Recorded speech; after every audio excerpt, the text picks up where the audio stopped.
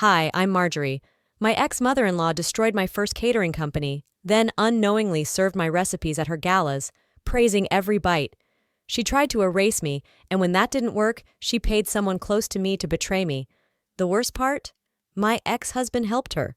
What do you do when the people who once called you family try to erase your name from your own legacy? Dallas wasn't cold that evening, but the air had that slick weight to it, like a secret held too long. The Bronson Foundation's annual gala was in full swing, draped in silk and ego. I stood behind the velvet partition of the catering staff, just out of sight, watching crystal glasses flash under chandeliers like weaponized light. Eileen Bronson stood center stage, flanked by local politicians and faded socialites, her voice cutting through the din like a surgeon's scalpel. "You simply must taste the duck," she cooed to a woman wearing a string of pearls worth more than my car. "It's real heritage cooking, not like the pretentious fusion junk some of these so-called new chefs push." The duck was mine. So was the sorrel she just raved about to the Dallas Gazette's food critic. I didn't flinch. I folded the napkin I was holding and smoothed it with my palm. Years of restraint had taught me that rage is less effective than silence timed like a metronome. She had no idea Viande, the catering service for the entire gala, was mine. No idea the menu was lifted from my mother's recipe book, ones Eileen once called too ethnic for her taste. The same woman now praised it as Southern refinement reborn. Rosa leaned in, clipboard pressed against her hip. "She's leaning in hard tonight. Said the vinaigrette was life-changing." I gave the smallest smile. Only took her 3 years to notice. My voice was calm, but the heat crept up my neck. 6 years ago, she'd killed my first company. I'd poured every dime, every sleepless night, every 3 a.m. panic into it. After Chad and I split, Eileen made one phone call to the right hostess committee, and suddenly my bookings dried up like wine on linen. The catering world, especially in the South, doesn't need a reason, just a whisper. But I hadn't quit. I restructured. I erased my name from every front-facing label, formed a holding company in Chicago, created Viande from dust and bad memories. We cooked our way through the back doors of the same mansions that once locked us out. Now here I was, on the other side of the curtain, watching her dine on the ashes she scattered. Then Rosa's voice dropped. She tipped someone off. I looked at her. She pulled out her phone. Local tabloid. They reached out this morning, asking if the Viande founder had any ties to the Bronson family. They're fishing. Of course they were. Eileen didn't do accidents. If she praised us this loudly, it was bait. She wanted me to step out, claim the spotlight, and then she'd slam the door. Frame me as an imposter, a liar, an opportunist clinging to her name. "She's trying to smoke me out," I said quietly. "Exactly." Rosa's voice was tight. "Do we shut it down? Call off the reveal plan?" I shook my head. "No, we wait." "You're sure?" I nodded. "She wants drama. I'll give her silence." We pivoted to phase 2, beginning discreet outreach to respected media. No big exposé, just quiet interviews, authenticated timelines, signed chef development logs. I didn't need the Bronson name. I had receipts. On stage, Eileen raised a glass. "To the culinary geniuses behind tonight's meal," she declared. "This, my darlings, is what legacy tastes like." The room applauded. Behind the curtain, I didn't clap. Rosa muttered, "How much longer can you stay quiet?" I watched Eileen toast my food, toast my legacy, and I whispered, "Let her enjoy it. It's the last thing she'll ever swallow in ignorance." Then Rosa's phone buzzed again. She looked at it. "Local media. They want confirmation. They're asking if the founder of Viande is you." My pulse didn't spike. I just reached for my apron. "Well," I said, "let's make them ask louder." The letter was wedged between the pages of a cookbook I hadn't touched in years. Its paper browned slightly at the edges, folded once, then again, like someone had hidden it with care or guilt. It smelled faintly of lavender and something else. Stale memory. The handwriting on the envelope was familiar, slanted, deliberate. Mrs. Marjorie Bronson, but a sharp line cut through it, replaced by "Return to Sender" in red ink. My hands didn't tremble. They curled. That envelope had been mailed 3 days after Daniel Bronson's funeral, the one I hadn't been allowed to attend, the one I'd stood outside of, dressed in black, shivering behind iron gates like a trespasser at my own grief. They said it was private, family only. The irony had never been louder. 5 years ago in Charleston, the sky was overcast and cruel. I remember standing just beyond the cemetery wall, watching black umbrellas bloom like bruises. I saw Eileen's pearl-white hat, the smug tilt of her chin. Chad had ignored every message I sent, not even a word from the church, not even a text. Daniel had whispered to me only a week before, in the hospice bed I helped change. "Don't let them rewrite everything. You were the only one who stayed." But they rewrote it anyway. They buried him without me. Now, Rosa sat on my couch in Chicago, laptop open, face pale. "You need to see this," she said, her voice already lowering. I leaned in. 2 documents. The first, a scanned, notarized will from Daniel Bronson, dated 8 months before he passed. My name was there. A percentage of assets, for her unwavering care, loyalty, and presence.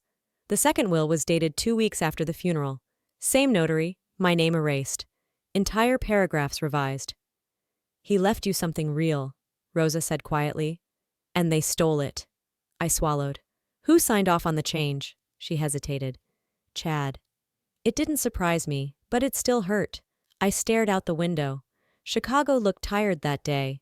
Gray clouds hung too low, or maybe it was just me. The silence between buildings felt like judgment. For a long time I had excused Chad. He wasn't cruel, I told myself. Just passive, just stuck between his mother and his spine. But this was something else. This was complicity wrapped in cowardice. I walked over to the calendar pinned beside my fridge and circled 3 dates. The first, the funeral. The second, the revised will. The third, a luncheon Eileen had hosted under the name Women of Legacy. The same day I found out Vianda's expansion bid had been blocked by a zoning appeal, anonymously filed. They hadn't just erased me from the family, they'd erased my future too. I called Albert Ramos that afternoon. His voice was low, wary. "You know what you're asking." "If I go public," I said, "will they sue?" A pause. "Not if you let them sweat first, and not if the original stays unsigned." "I don't need a court fight," I told him. "I just want people to remember who mattered to Daniel Bronson, and who didn't." That night, I printed the first will, slipped it into an envelope, and addressed it, not to the press, but to the Bronson Gala Committee, anonymously, with a note paperclip to the front. "Legacy isn't inherited, it's earned." The text came at 11:47 p.m., as I was testing a new base for a ginger-infused demi-glace. I saw the name first, Chad, all caps, still in my phone because I hadn't cared enough to change it. His message was short. "I had a dish tonight that reminded me of you." I stared at the words, not because they moved me, but because they didn't. My thumb hovered over the reply box. Then I locked the screen and tossed the phone aside. The kitchen lights hummed around me, stainless steel cold and clean. No echoes of nostalgia here. He didn't deserve a reaction, not after what he did next. The following morning, Rosa entered my office without knocking, holding her phone like it was a weapon. "You're gonna want to sit down." On the screen was a picture from a Bronson-hosted charity event. Chad stood at a long table draped in ivory linen, grinning next to a woman I didn't recognize, young, polished, conveniently blonde. His hand rested on her lower back. The caption read, "Bronsons bring bold flavor to Charleston Gala with Maison Bronson's exclusive risotto." My risotto. Truffle cream, shaved parmesan, slow-simmered shallots, my ratios, my timing, my garnish. They didn't just copy me. They served me on a silver plate and renamed the damn thing. "They're not trying to replace you," I said. My voice was low, bitter. "They're rewriting me." Carmen walked in a few minutes later, holding a legal envelope. "You should sit for this," she said. Inside was a trademark application, filed by Chad, for Maison Bronson. He'd submitted a business plan, pitch deck, and branding concept, all adapted from a folder we created together during our marriage. A cozy little project we once dreamed up in our apartment above that broken laundromat in Charleston. A family-run bistro, we said. He'd do the front of house. I'd rule the kitchen. I flipped through the packet. The logo? Mine. The tagline? A line I had written on a napkin after 2 glasses of wine. Where legacy meets the plate. Now it was theirs. His, hers, Eileen's. I didn't say anything for a long time. The room grew smaller, tighter, like the air had been vacuum sealed. Carmen placed a quiet hand on my shoulder. "He didn't just steal your dream," she said. "He franchised it." Later that night, I sat on the edge of my bed and opened that old folder on my laptop, the one marked Bronson Kitchen. Notes, menus, doodles from a happier version of us. One tab had a scanned version of my original concept sketch, signed M+C = Maison. I had kept it all, not for business, for memory. What a joke. 6 years ago, I remembered us curled on that torn suede couch. I had a notebook in my lap. He was scrolling real estate listings. "You run the kitchen," he said, grinning. "I'll charm the guests." I laughed then, believed him. Now he was charming strangers with my handwriting on his banner. I returned to my desk and typed out a subject line to my attorney. "Trademark dispute. Let's begin." When Rosa asked if I was sure, I just said, "He turned memory into leverage. I'll turn betrayal into strategy." I was sipping black coffee from a chipped ceramic mug when the headline stopped me mid-sip. "Is this the death of culinary integrity?" The words glared from my phone screen, bold and brutal. The piece ripped into Viande's concept, calling it a gimmicky, overhyped attempt at French fusion for people who wouldn't know bechamel from buttered toast. Anonymous sources, sharp critiques, familiar cadence. Then I saw the byline. Harper Kim. The same Harper who once messaged me at midnight to ask for help adjusting a mousse ratio. The one who used to call my vinaigrette an edible poem. The mug clinked against the counter. I didn't even realize I'd set it down. Rosa leaned in from across the table, her brow furrowed. "She switched sides," I said. "She sold out," Rosa corrected, scrolling further. "This is too clean, too pointed. Someone handed her this." We both knew who. The betrayal didn't sting the way Chad's had. No, this was professional. A surgical cut to the Achilles. She wasn't just critiquing, she was discrediting. She knew exactly which phrases the industry would latch onto, which words would make sponsors hesitate, make boards whisper. I didn't flinch, but I felt the familiar burn behind my eyes. "She's painting us disposable," I murmured, "like a novelty act, a fad." That's when Carmen barged in. "It's trending," she snapped, flipping open her laptop and turning it toward us. On the screen, a video, grainy, shaky, filmed through a half-open kitchen door. The caption, "Inside Viande's back of house, you won't believe what they serve you from." My stomach dropped. The footage showed a cluttered kitchen, grease-caked stoves, unlabeled bins, gloves torn, someone coughing into their elbow and not washing their hands, a mouse, blurry but there, scampering under a prep table. The comment section was a pit. Never eating there again. Fake fancy garbage. Typical overhyped BS. I watched without blinking. Then I said, "Pause it." Rosa hit the space bar. "Zoom in," I said, pointing. In the corner, barely visible, a name badge. Tomas, prep staff. We never had a Tomas. I leaned closer. There was music playing faintly in the background. Something upbeat, wrong. We didn't use public playlists. Our kitchen ran on silence or opera. Always opera. "This isn't our kitchen," I whispered. Carmen cursed under her breath. "Son of a—" "Can we trace it?" I asked. Rosa was already tapping keys. "Uploaded anonymously through a burner IP," she said. "But the metadata. It's a dead giveaway. The file was originally edited on a system registered to Sheridan Group." I blinked. "They used to handle Eileen's PR. Breathe, Marjorie." I sat back in my chair. The walls didn't close in. The floor didn't collapse. But I felt something break, like the sound of trust cracking, slow and deliberate. "She's not trying to silence me anymore," I said. "She's trying to bury me." Carmen stood. "So we burn back." "No," I said. "We maneuver." I drafted a press statement that afternoon. Crisp, professional, defensive without admitting fault. I wrote and rewrote the opening line 8 times. Then I deleted the whole thing. Instead, I compiled the blog post, the video link, and Rosa's full metadata analysis, packaged it all into a clean folder, and sent it, anonymously, to a journalist I trusted, someone who owed me nothing and liked it that way. The reply came 6 minutes later. Off the record, for now, but I'm watching. Good. Let them all watch. The brochure landed on my desk with a slap that echoed too long in the silence. I didn't reach for it right away, just stared at the cover, dark green with gold embossing, designed to scream sophistication while whispering legacy.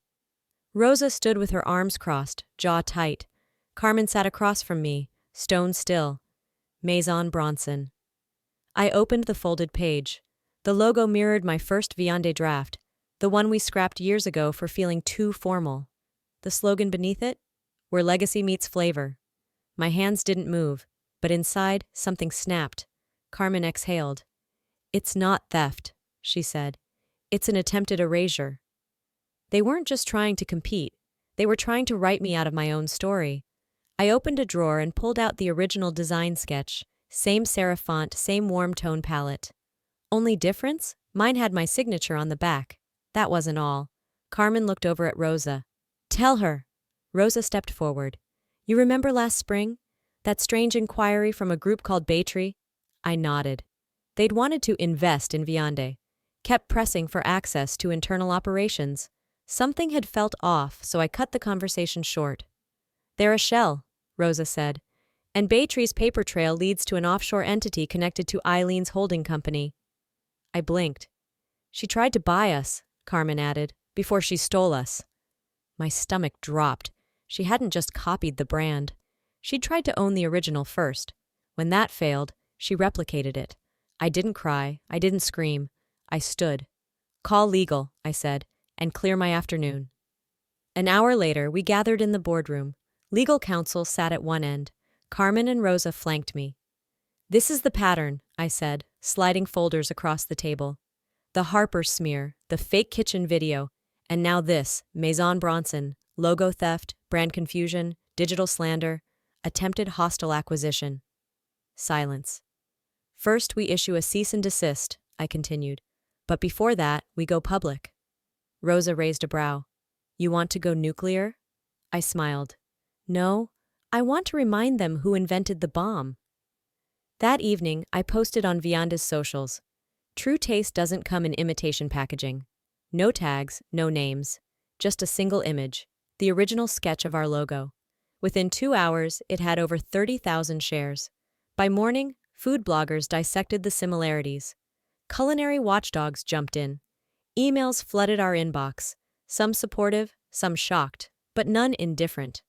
The next day, our legal team sent a formal notice to Maison Bronson demanding a full brand withdrawal within 10 business days. Rosa leaked a copy to a journalist she trusted. This isn't a warning, she said. It's a declaration. That night, I stayed at the office late, sorting emails, rereading old supplier contracts, when a text flashed on my phone. No name, just a number I didn't recognize. If you bring this war to my table, you'd better be prepared to eat what comes next. I read it once, twice. Then I replied, I've been cooking my whole life. Let's see who starves first. I looked up at Carmen. We escalate. I stood in the prep kitchen of the Royalshire estate, tucked behind 10,000 square feet of curated opulence, the scent of rosemary and roasted shallots clinging to my sleeves. My name wasn't anywhere on the program. To the guests, I was no one. Just a chef in a coat, hidden behind swinging doors and polished trays. Rosa entered quietly, slipping a small envelope into my palm. This showed up at the Herald office last night, she said. Anonymous submission, but we traced the origin. I opened the envelope and pulled out a press badge, the name printed in bold, Marjorie Cruz. They're preparing for your reveal, she added, because Eileen already gave them the ending. Of course she did. She always liked to steal the punchline before the room was warm. I stared at the badge. My hands didn't shake. I felt cold, controlled. She wants me to flinch. Carmen stepped in, carrying a tray of plated entrees.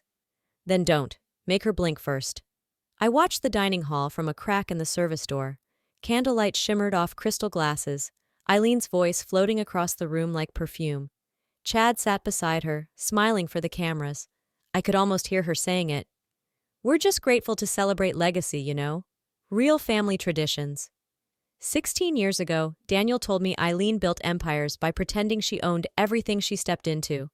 The family, the narrative, the room. It was time to steal the room back. I waited until the main course had been cleared. The buzz was loud, wine-fueled, and golden.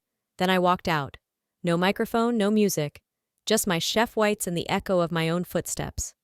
Eyes turned first, then gasps. Someone whispered my name. I reached the front of the ballroom, cleared my throat, and raised my voice just enough to hush the table nearest the stage. "My name is Marjorie Cruz," I said, "and for the last 3 years you've eaten my food, praised it, photographed it, quoted it in press releases, but you never knew it came from me." I let the silence stretch like smoke. I founded Viande, I designed tonight's menu, every reduction, every herb pairing, every garnish. Murmurs rippled through the crowd. Then I looked directly at Eileen.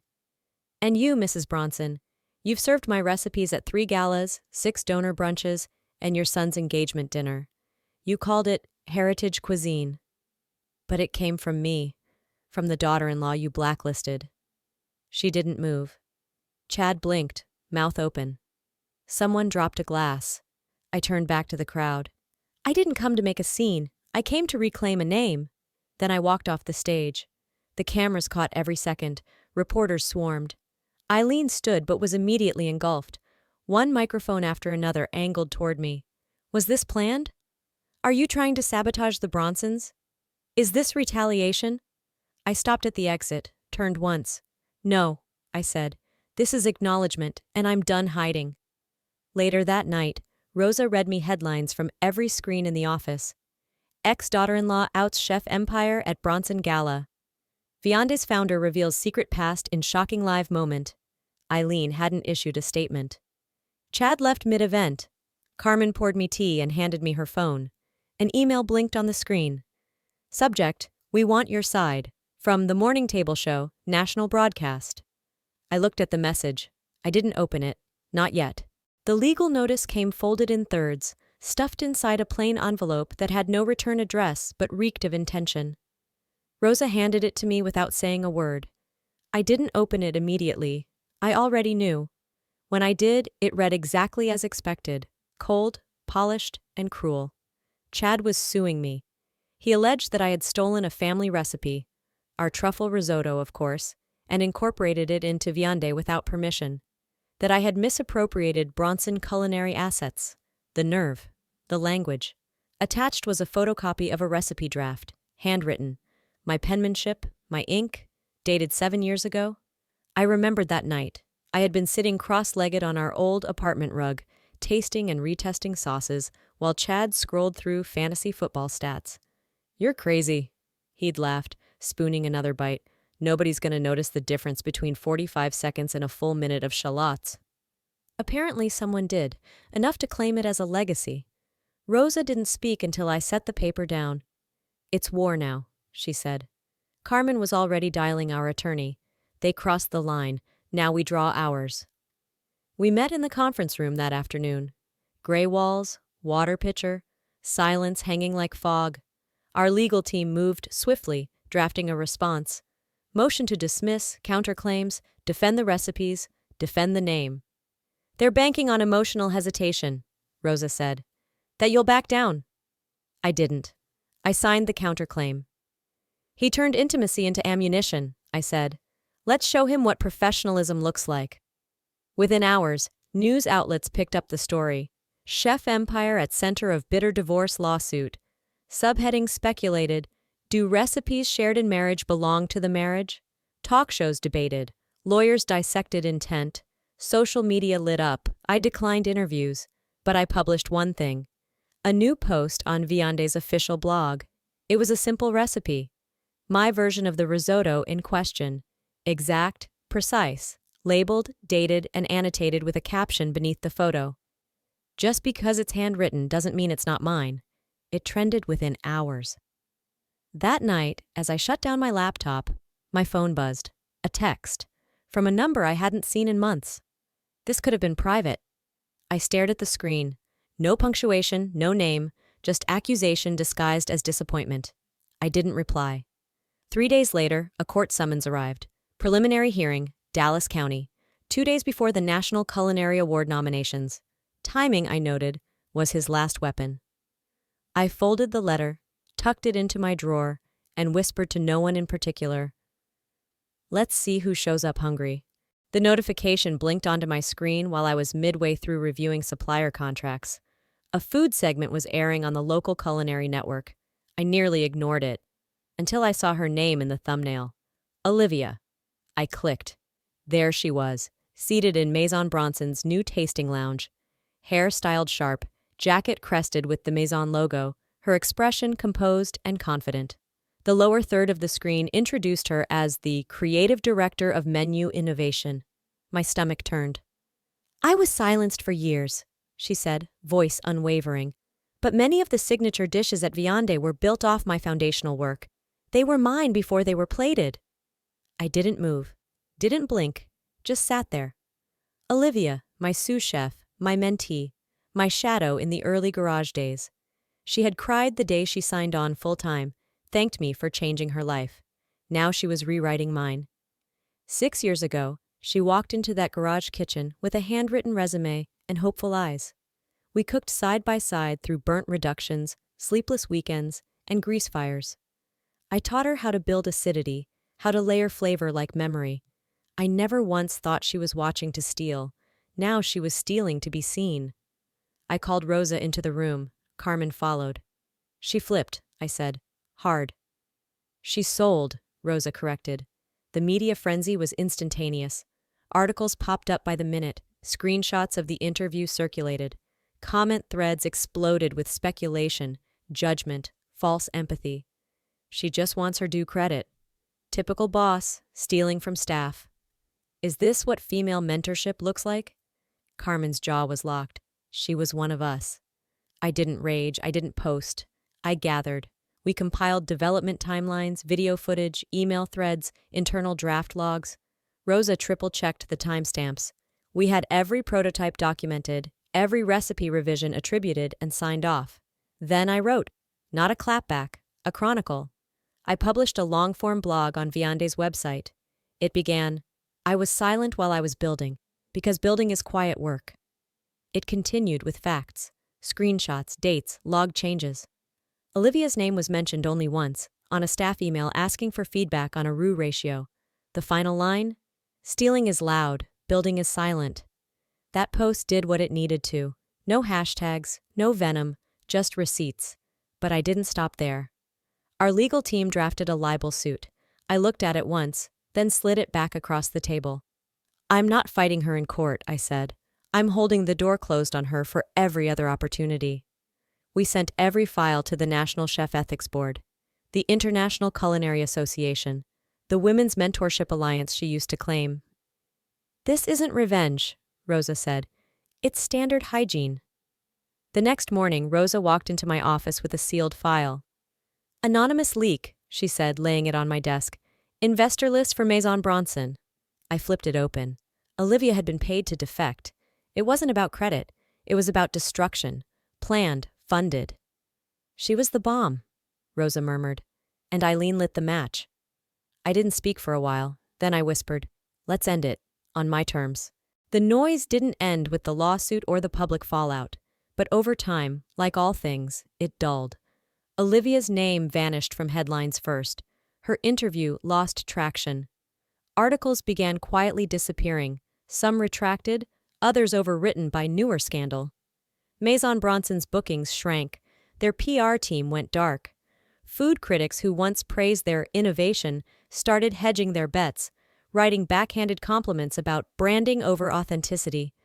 Behind the curtain, her investors started looking elsewhere. Eileen never issued a statement. A Bronson spokesperson announced she was taking leave for health reasons. Convenient, given the gala was just weeks away. She didn't show. When I accepted the Culinary Innovation Award at the National Conference in Boston, the applause was louder than expected, almost too much, like the room needed to believe in something decent again. I wore a plain black dress, no PR team, no speechwriters. A reporter leaned in as I stepped off stage. Any words for those who doubted you? I looked at him. They made sure I was silent, I said. I just remembered how to speak, with flavor. Later that week, a legal notification arrived. Chad had dropped the case. No apology, no explanation. Just a formal withdrawal filed in Dallas County. I didn't cry. I didn't tell anyone for a full day. Carmen found the document in my inbox and asked, "Do you feel better?" I didn't answer. Instead, I opened my journal, wrote his name in clean block letters, then drew a line straight through it. There, erased. A clip began circulating online a few days later. Grainy footage from one of our earliest test kitchens, long before Viande had a logo. Olivia stood beside me, apron stained, eyes wide. I was showing her how to balance a béarnaise with tarragon vinegar instead of lemon. The internet turned. Quietly at first, then fast. Networks pulled her interviews. Panels dropped her name from speaker lists. She tried to call Rosa, twice. Rosa didn't pick up. Carmen simply said, "We don't burn women, but we don't rebuild bridges they blew up either." I didn't feel vengeful, just tired. Weeks passed. I declined talk show appearances, turned down a Netflix docuseries. Instead, I went to the soft opening of a small bistro run by a former Vianda intern, sat near the window, ordered everything. Halfway through dessert, the young chef approached. Nervous but proud. "Do you have any advice?" I set my fork down. "Yes, protect your recipes, but protect your peace more." She nodded, eyes glossy, like the weight of her ambition just got heavier and lighter all at once. I stayed until the lights dimmed, watched plates get cleared, watched someone else's story begin. The next evening, I sat for a late-night radio interview. Low profile, no cameras, just a soft-spoken host who'd been with public broadcasting since cassette tapes. "You've never said her name," he said gently. "Not once. Why?" I paused, because saying it makes her real again, because she doesn't deserve the weight of my breath. "Because if I say it," I replied, "she wins, but if I succeed, she fades." He didn't respond right away, just let the silence stretch. And in that silence, I remembered who I was before the Bronsons, before the lawsuits, before the applause. Just a girl in a garage kitchen, chasing balance. I've learned that not every battle is worth broadcasting, and not every wound needs a witness. Sometimes silence speaks louder than headlines, and dignity lives in the choices no one sees. What they tried to erase, I rebuilt. Quietly, deliberately. Not for revenge, but for myself. So if you've ever been pushed aside, silenced, or made to feel invisible, let this story remind you, your worth doesn't need permission to exist. Protect your name, protect your peace, and when the world tries to write over your narrative, pick up the pen and write it back, louder. But that's just my take. What about you? Have you ever had to walk away from something just to find yourself again, or been underestimated, only to come back stronger?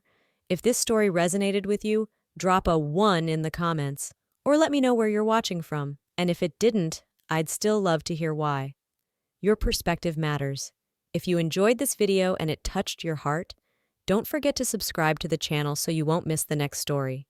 Because every voice, especially the quiet ones, deserves to be heard.